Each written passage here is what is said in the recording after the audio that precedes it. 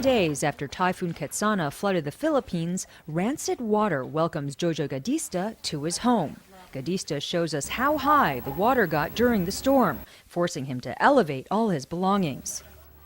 He says 3 days passed before his family received any relief.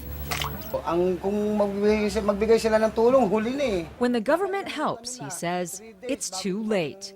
It's a common complaint in this poor neighborhood around Laguna de Bay, a lake in the capital of Manila.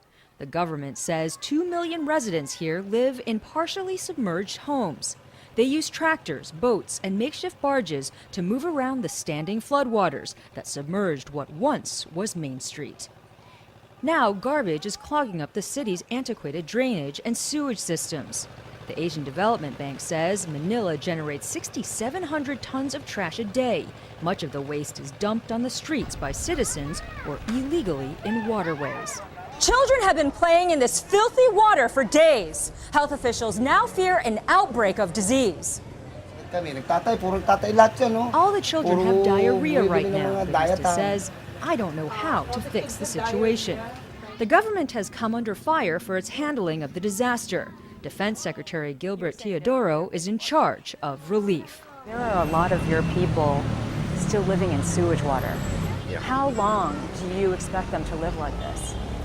Well, they estimate if the water is receding in the same level as it does now, probably even until Christmas time.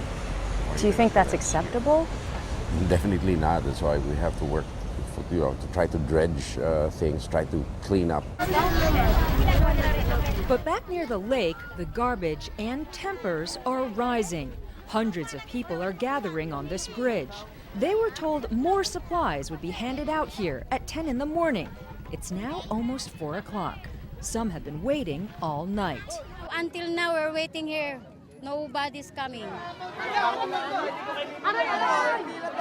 Yet in one of the nearby streets, a truckload of goods arrives. These packets of canned food and rice are not from the government, but wealthy private citizens, businessmen and lawyers who couldn't stand idly by. Why not just evacuate those people? Get them out of that situation? We do, but there is a challenge for them evacuating. They really will not leave their most valuable worldly possessions. Are you worried that these people are going to get sick or even die? We are worried, but they, when given a choice, there are evacuation centers, but they opt not to. Gadista says he and his community shouldn't be blamed for staying. Public housing is not readily available in this country. This is where our livelihood is, he says. We can't leave this place. Instead, they wait and wait. Eunice Yoon, CNN, Manila.